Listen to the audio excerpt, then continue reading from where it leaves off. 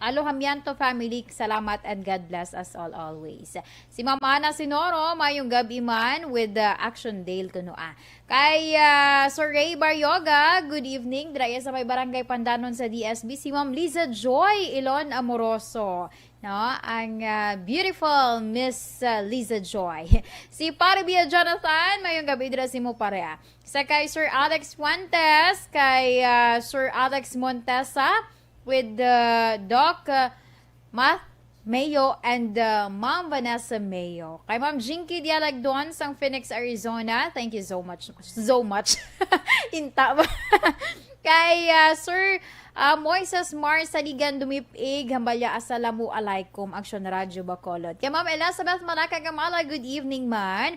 Jeril Gadudo, kay Ma'am Jocelyn good evening Aksyon Dale and Miss Ad. Kay sino pa? Ma'am Lucilia Perartilia, good evening. Sa kay Carla Agoncillo, mayong gabi man. Salamat gid. Kag ambal ni Sir Alex Montes, Aksyon Day lang imo kunong face mask ka carried away. Yes, nagapanaog sa action ay.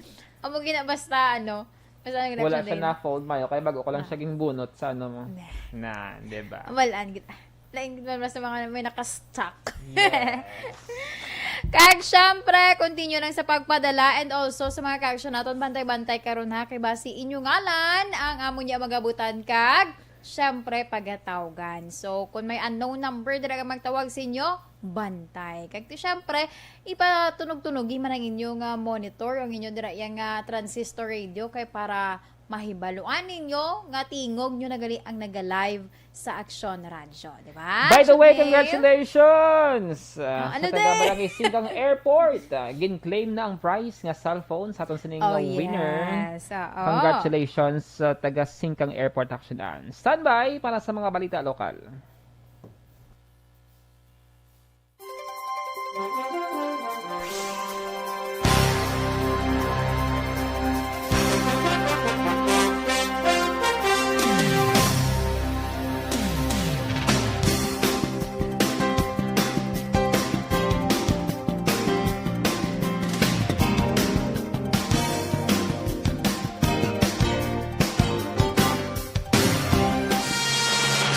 Lasay sa 11 Action Radio Philippines Standard Time, kagkaron sa detalye na sang mga balita lokal.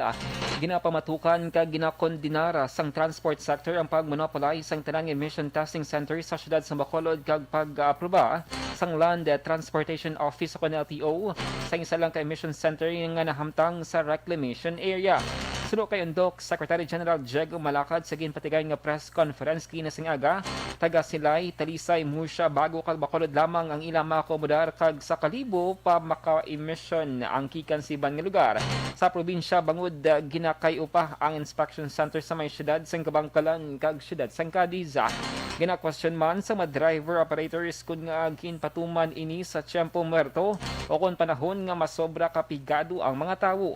Sa karon nagulat pa sila sang sabat gikan sa talatapan ni Mayor Bingno Nadia sa ginpasa nila nga position paper nga nagapangabay nga ipauntat ang full implementation sang sining memorandum.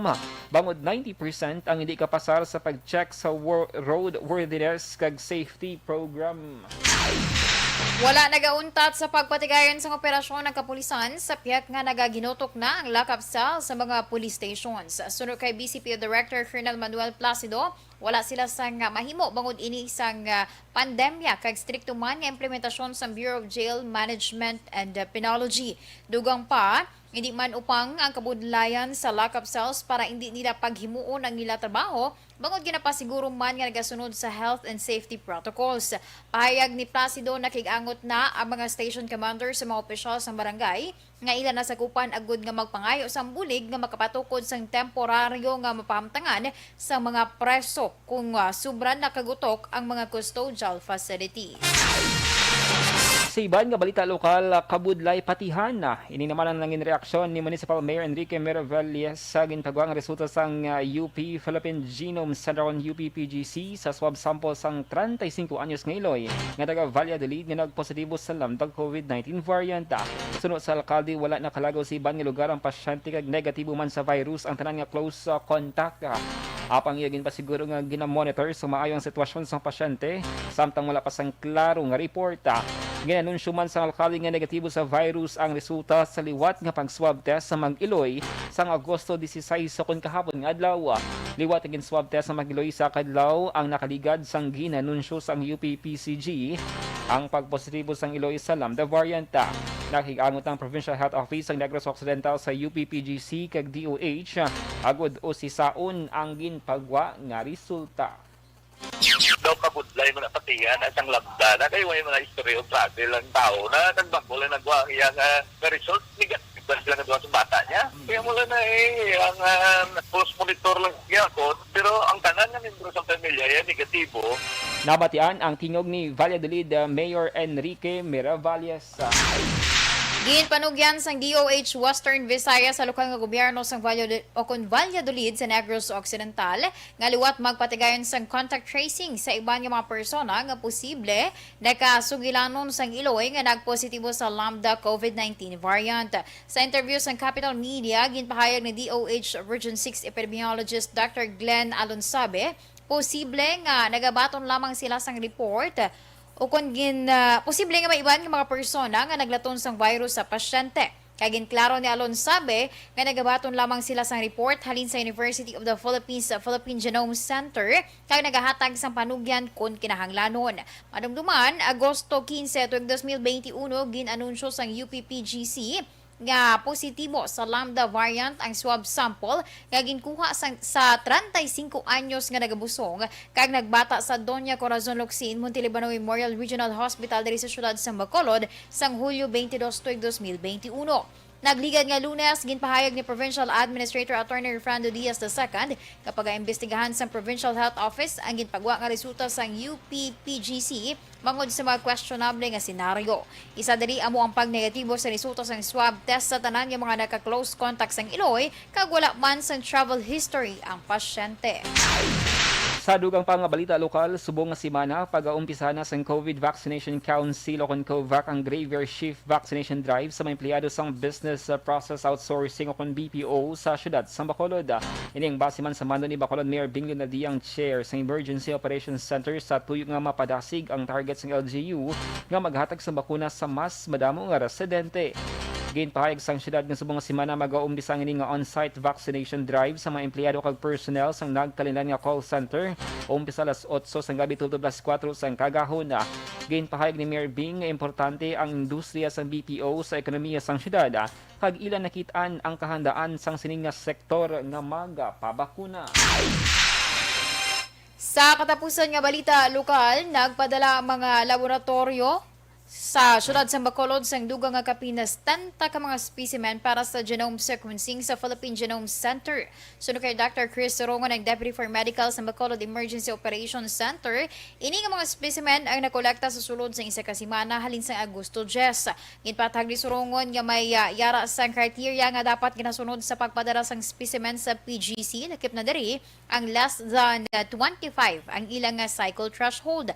Active cases sa nakaligad nga 14 kadlaw, may specific nga measurements sa kadamuon sang specimen para sa genome sequencing kag clustering sang kaso. Suno kay Surongon, ang clustering sang kaso ay nagakatabo kung may madamo ang mahalitan sa isa ka lugar nga magkabig point of interest. Sa naibaluan, sa 166 ka specimen nga napadala sa PGC, 4 na diri ang kumpirmado nga Delta variant kag na-record man ang pinaka Alpha, Beta kag Theta variants. Wala pa naibaluan ni Surungon kung pila pa ang pending nga resulta sa PGC sa 166 ka mga specimen. Sa balita, sa aksyon! Lasay sa 18 sa Aksyon Radio Philippine Standard Time, KBC Plus mga ka-aksyon.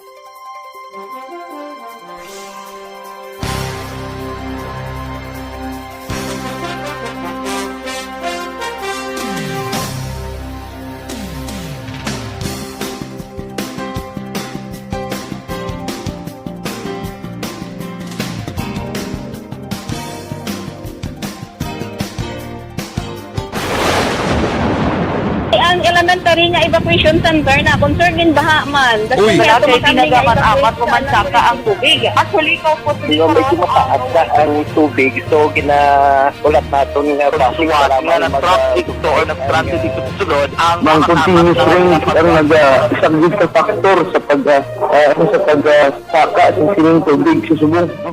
Hunyo 4, 2021, sang formal ay ginanunsyo sa pag-asa ang panahon sang tig-ululan o rainy season sa Pilipinas.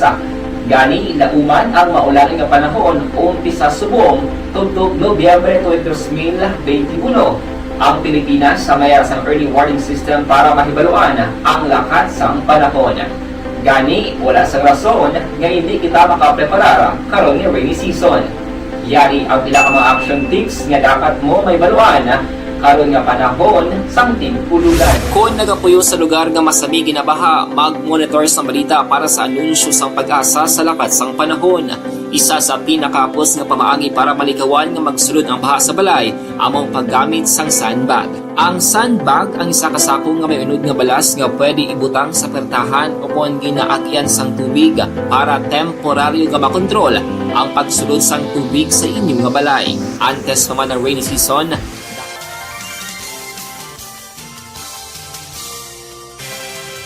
Sa anniversary sa ARV. Ato mo lang 500 pesos po lahat. Kag manawag lang station sa imo. salamat din sa Aksyon Radio. Ari na ginapangita ko ng tambyulo sa inyo kaya ginapot ko o tuwin niya. Preparar dira ang may mga cellphone. Congratulations, may 500 pesos kasi ruway na duro gamwa. Sa anniversary sa ARV. Magpamati lang. Base ikaw na ang masunod nga tagdaog sa pagbalik sang sulit ang papremyo. Anniversary special sa Aksyon Radio Bacolod. Sa anniversary sa ARV. Lasay sa 20 Action Radio Philippine Standard Time. Happy birthday Action Radio Bacolod. Kitang may birthday pero kitang maghahatag sang regalo. This time check natin ang linya para sa aton sining SAP lucky winner karon nga Martes, Agosto 17. Try naton kung nara na. Hello, bayong gabi. Hello, mayang gabi. Yes, ma'am. Congratulations. Sinong pangalan, taga diin, kag pilang edad? Renalyn Cordero, taga Barangay 6 sa London. Bacolod City, kag 25 years old. Alright, Action Ann, bata pa. Tubo talaga. Yes, tubo lang. Classmate, batchmate, kumbaga. Ma'am Ranalyn, congratulations. Isa lang pamangkot ko, name at least one Action Radio personnel, ma'am, ngayon mo sini nga kilala? Action Radio personnel. Oo. Reporter, anchor, or sino din yung mo sini nga kilala? Si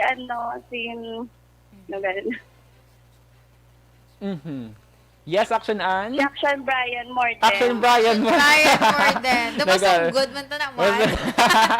Sige, Ma'am Ranalyn Cordero, madamagid nga salamat halata lang ang text sa amon sining nga admin office para sa pag-claim sa imong sining nga premyo. Madamagid nga salamat and mayong Thank gabi. you. Thank you. Lasay sa 22 Action Radio Philippine Standard Time. Detalye sa mga balita national pagkatapos gid lamang sini.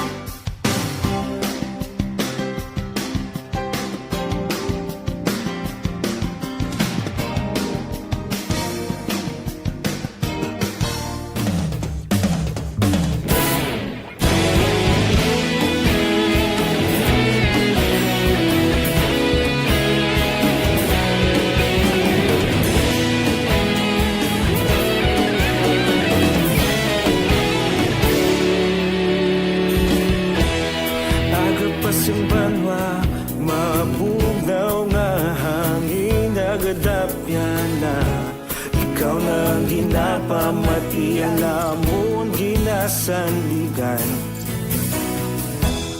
tingog sang probinsya kamatuuran ginapalap na minsay nga may dala paglaom kag kasanag tinuig na nagligan ikaw gihapon ang ako nga istasyon sa pagbudlak sang adlaw sa pagtuhaw sang biton mga balita nga dala inspirasyon aksyon radyo bakolod man sa gihapon padayon aksyon radyo bakolod saludo sa imo padayon aksyon radyo salamat sa pagserbisyo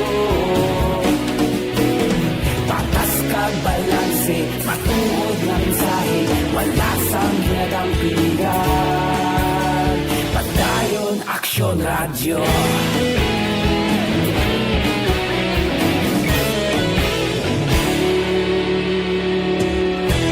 pagkolon nun kag negrosanon inyong pamatian istasyon nga nagapalaplag sang kamatuuran mabakod nga prinsipyo reporter handa sa serbisyo kahapon karon kag sa gihapon kita magapadayon tinuig na nagligan ikaw gihapon ang ako nga istasyon sa pagbutlak sang adlaw sa pagtuhaw sang biton mga balita nga may dala inspirasyon aksyon radyo bakolon man sa gihapon padayon aksyon radyo bakolon saludo sa imo padayon aksyon radyo salamat sa pagserbisyo patas kag balanse matuod na mensahe wala sang ginadampigan padayon aksyon radyo Una sa balita, una sa aksyon, sa Bacolod Aksyon Radio.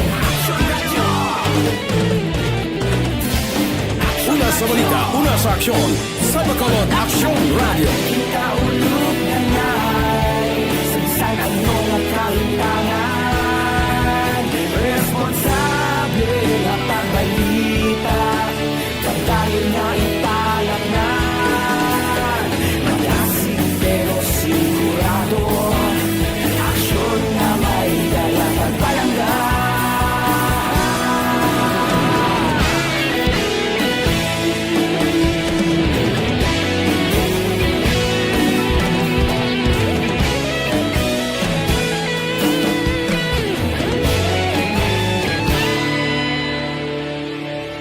Padayon aksyon radyo bakolod saludo sa imo padayon aksyon radyo salamat gid sa pagserbisyo padayon aksyon radyo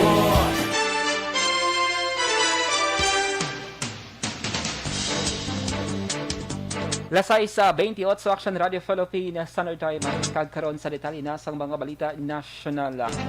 Nag-positibo sa COVID-19 si Labor Secretary Salazar III sa statement yagin pagwa sang dole ang 77 anyos nga opisyal nga symptomatic o kung wala sang sintomas gidabatsag matapos nagpaidalam sa RT-PCR test sang weekend. Si Bello ang fully vaccinated ang nagapaidalam si karon sa self-isolation sa Iligan. Sunod sa dole bisan nga naka-isolate padayon sa gihapon si Bello sa iyang trabaho. Ang opisyal ang masami nga nagabaton sang bisita sa iyang opisina kag nagabiyahe nationwide para pangunahan ang pagpanagtag sang ayuda sa mga displays kag disadvantaged vendors. Yung pahayag sa Department of Health nga wala pa ginarekomendar sa mga eksperto ang COVID-19 vaccination para sa pediatric population o kung 0 to 19 age group.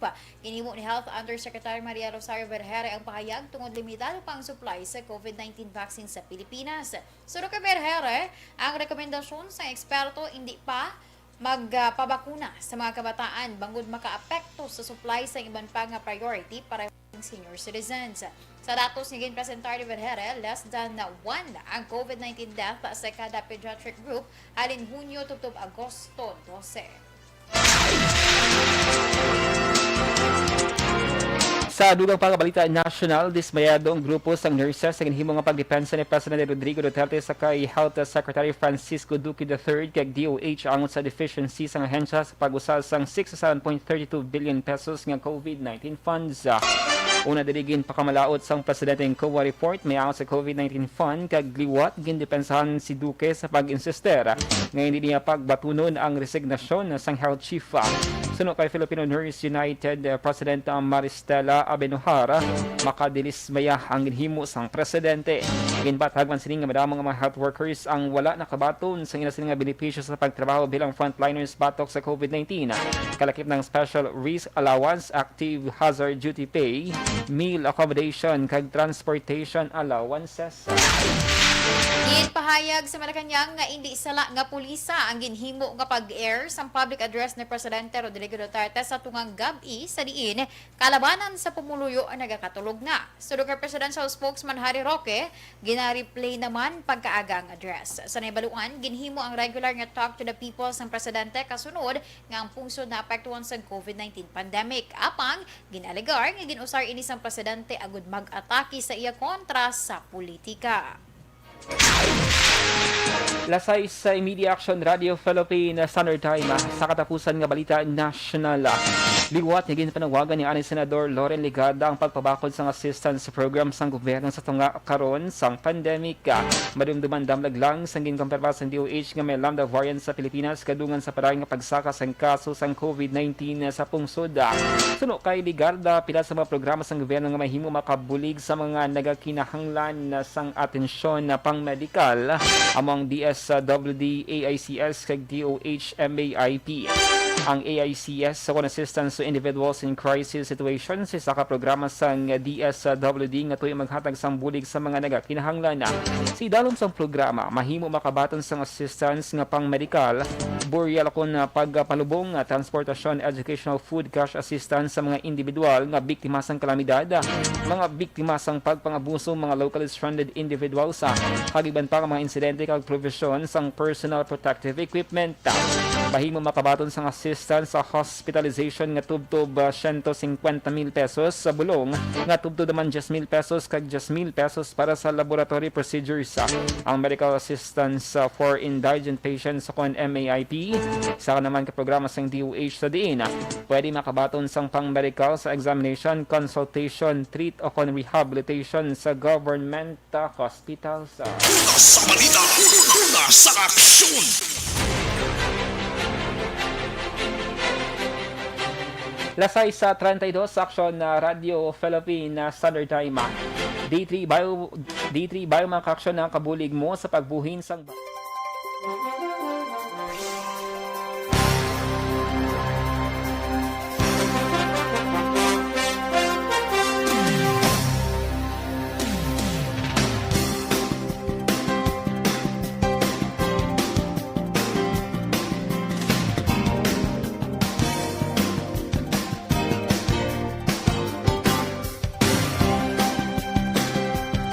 Philippine Standard Time.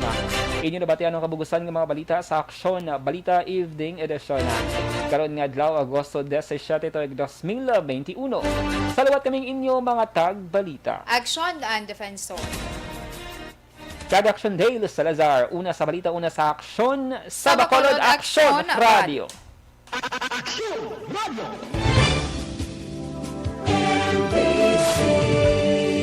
Manila Broadcasting Company. Sa balita, komentaryo, issue, serbisyo publiko. Aksyon Radio! Sa Bacolod, Aksyon Radio! Aksyon Radio!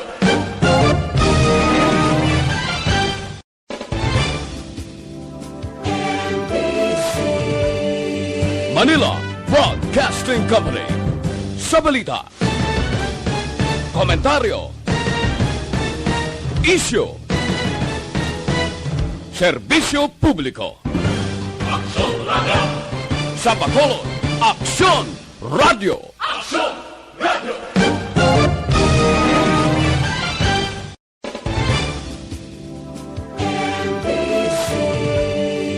Manila,